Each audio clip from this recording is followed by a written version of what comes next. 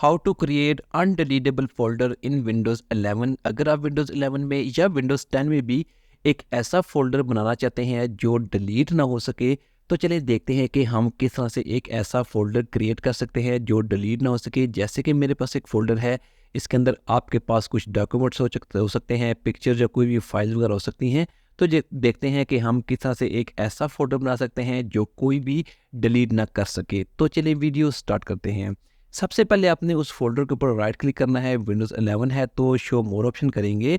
इसके बाद इसकी प्रॉपर्टीज़ में जाएंगे। प्रॉपर्टीज़ में जाने के बाद आपको यहाँ पर थर्ड नंबर पर सिक्योरिटी का एक ऑप्शन रहेगा। आपने यहाँ से सिक्योरिटी पर क्लिक करना है। जैसे सिक्योरिटी पर क्लिक करेंगे तो इसके बाद आपको नीचे एडिट का एक बटन नजर आएगा। आपने एडिट बटन पर क्लिक करना है। यहाँ से सिस्टम को सिलेक्ट करने देना है और इसके बाद जो आपने यहाँ डिनाई को सिलेक्ट करना है। जितने भी ऑप्शन है सबको आपने सेलेक्ट करना है।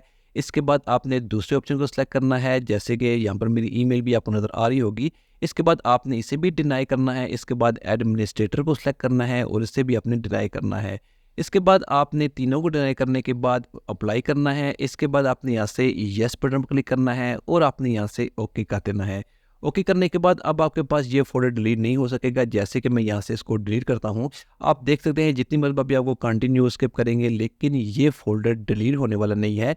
आप इस तरह से एक अनडिलीटेबल फोल्डर क्रिएट कर सकते हैं। जैसे कि आप देख सकते हैं मैं इसको डिलीट करने की कोशिश कर रहा हूँ लेकिन ये फोल्डर डिलीट नहीं हो रहा। तो आप इस तरह से विंडोज़ 11 में या विंडोज़ 10 में भी एक ऐसा फोल्डर बना सकते हैं जो डिलीट ना हो सके। Thanks for watching this video.